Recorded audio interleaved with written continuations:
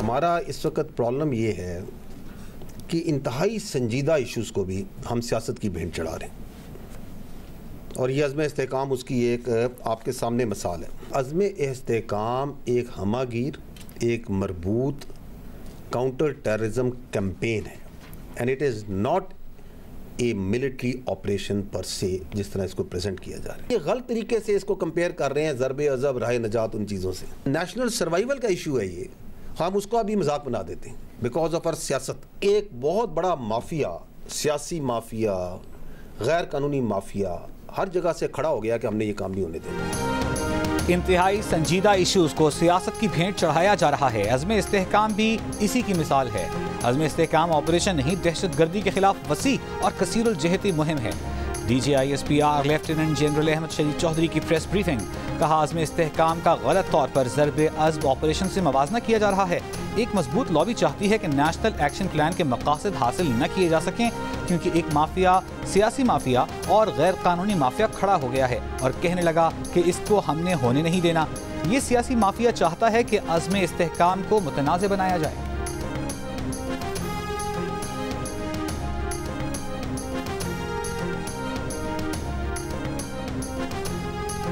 Lieutenant general Ahmad शरीफ चौधरी कहते हैं, फौज कई इलाकों को क्लियर कर चुकी और अब भी क्लियर कर रही है, लेकिन क्लियरेंस के बाद हुकूमतें अपना काम नहीं करती और अपना काम न करने के लिए सियासी बयानियां बनाया जाता है।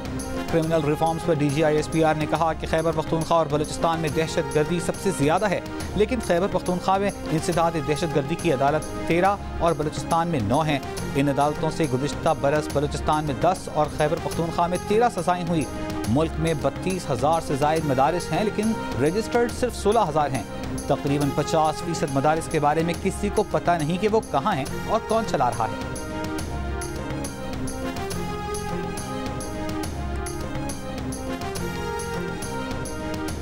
DGISPR ने कहा कि कानूनी निज़ाम 9 मई के मनसूबा साजों को कैफरे किरदार तक नहीं पहुँचाएगा तो फस्तायत मजीद बढ़ेगी। 9 मई के बाद इंतशारी टोले ने प्रोपेगेंडा किया। कहा, फौज ने रोका क्यों नहीं? अगर कुछ मुसल्लह लोग हुजूम में शामिल होते हैं तो उन्हें रोकना किसकी जिम्मेदारी है? अमन मार्च उन दहशतगर्दों के खिलाफ भी करें जिन्होंने बन्नू और DI खान में हमले किए। बन्नू के ताजिरों ने जो अमन मार्च किया उसमें कुछ लोगों ने रियासत के खिलाफ नारे लगाए। उस अमन मार्च में कुछ मुसल्लह लोग भी शामिल थे।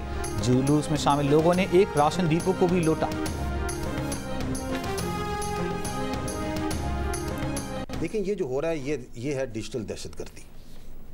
Is nothing but digital terrorism. ये डिजिटल टेररिस्ट मोबाइल के जरिए, कंप्यूटर के जरिए, झूठ के जरिए, प्रोपेगेंडे के जरिए, फेक न्यूज़ के जरिए इस्तराब फैला के अपनी विल इम्पोज करता है। तो they are both doing the same thing.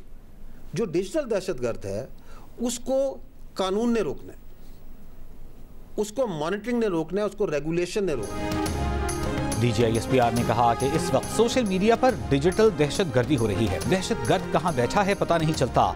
Digital दहशतगर्द को कानून ने रोकना है। तवातुर से फौजी क़यादत के खिलाफ क्या बेहुदा से बेहुदा बात नहीं की गई?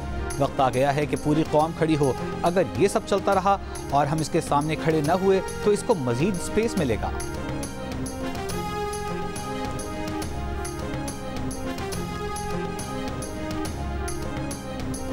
सरमायाकारी में इजाफा हुकूमत की अव्वलीन तरजीह है। ताजिरों और सरमायाकारों को कारोबार दोस्त माहौल देने के लिए हर मुमकिन इक़दाम किए जा रहे हैं।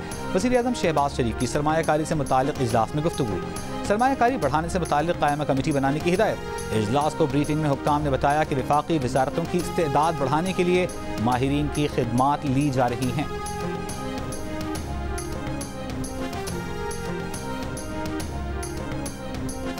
PTI के रहनुमा असद कैसर कहते हैं, किसी सूरत अपने सूबे में ऑपरेशन नहीं होने देंगे। खैबर पख्तूनख्वा के जो हालात हैं उसके बाद इदारों, आईन और कानून पर एतमाद ख़त्म हो चुका। डर लग रहा है खुदा न खास्ता हम खाना जंगी की तरफ बढ़ रहे हैं। बनु वाक़ई की बुनियाद बनाकर PTI पर पाबंदी लगाने का जवाब पैदा किया जा रहा है। स्वाबी डिस्ट्रिक्ट बार काउंसिल से खिताब में असद कैसर ने इल्ज़ाम दोहराया कि पंजाब से 4-5 MNAs को इदारों की जानिब से वफादारियाँ तब्दील करने को कहा जा रहा है। बहैसियत सियासतदान मुझसे भी गलतियाँ और गलत फैसले हुए होंगे। अगर मैंने गलतियाँ की हैं तो कानून के मुताबिक सज़ा मिलनी चाहिए।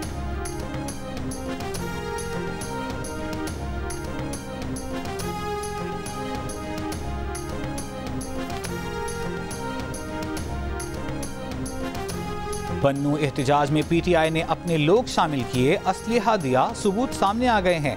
बन्नू वाक़े की JIT बनाई जाए। वज़ीर रियासती और सरहदी उमूर अमीर मकाम की प्रेस कॉन्फ्रेंस। कहा, आप कहते हैं बन्नू वाक़े की इंक्वायरी करा देंगे, आप क्या इंक्वायरी कराएंगे? आपका मंसूबा था मुल्क में लाशें गिरें। अमीर मकाम ने खैबर पख्तूनख्वा हुकूमत और वज़ीर आला से सवाल किया कि वो सूबे के अवाम के लिए क्या कर रहे हैं। बोले, अमन और मईशत के मामलात पर सियासत नहीं करनी चाहिए। IMF के साथ डील हो रही है तो आपको तकलीफ होती है।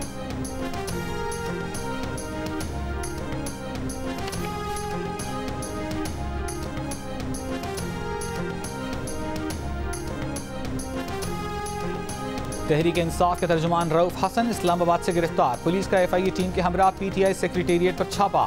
डिजिटल मीडिया सेल के मरकजी दफ्तर से रिकॉर्ड तहवील में ले लिया। पुलिस का कहना है कि तहरीक इंसाफ का डिजिटल मीडिया मरकज इंटरनेशनल डिसइंफॉर्मेशन का मरकज बना हुआ था। पाकिस्तान मुखालिफ और मुल्की सालमियत के खिलाफ प्रोपेगेंडा भी चलाया जाता था। ये सेल रऊफ हसन की निगरानी में चलाया जा रहा था। तमाम सबूत तहवील में ले लिए हैं। प्रोपेगेंडे में बराह रास्त मुलव्वस लोगों को गिरफ्तार किया गया है।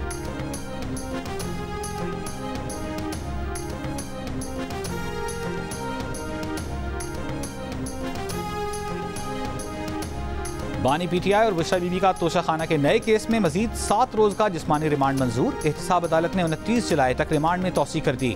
अरियाला जेल में हुई समाअत में बानी PTI और बुशरा बीबी वकील के हमराह पेश हुए। नैब ने 14 रोजा जिस्मानी रिमांड की इस्तदा की थी।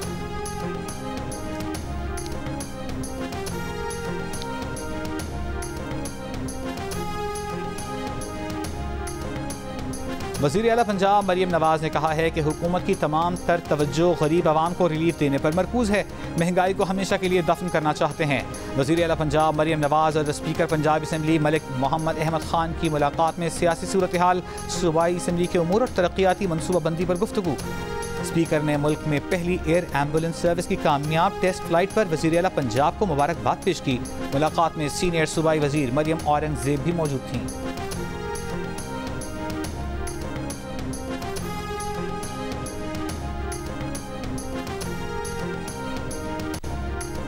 कराची के मुख्तलिफ इलाकों में वक्फे से बूंदाबांदी और बारिश। गुलशन इकबाल, मलीर, कायदाबाद, गुलशन मेमार और स्टील टाउन में बारिश। नॉर्थ कराची, नॉर्थ नाज़िमाबाद, शारा फैसल, सदर में बूंदाबांदी।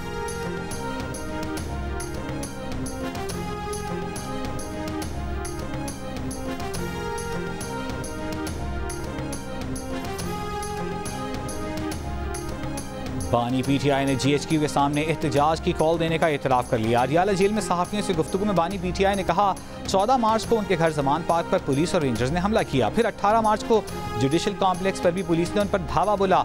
अंदाज़ा हो गया था उन्हें गिरफ्तार किया जाएगा। गिरफ्तारी से कबल उन्होंने GHQ के सामने पुरअमन एहतजाज की कॉल दी थी।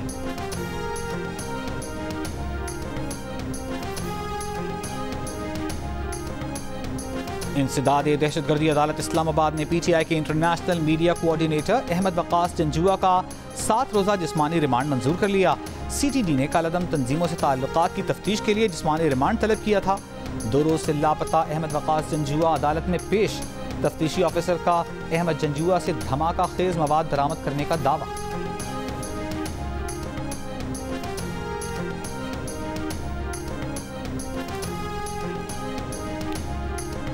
और पाकिस्तान शाहीन्स ने 4 रोज़ा मैच में बांग्लादेश A को 148 रन से शिकस्त दे दी। 428 रन के हदफ के ताक़ुब में बांग्लादेश A की टीम दूसरी इनिंग्स में 279 रन बनाकर आउट।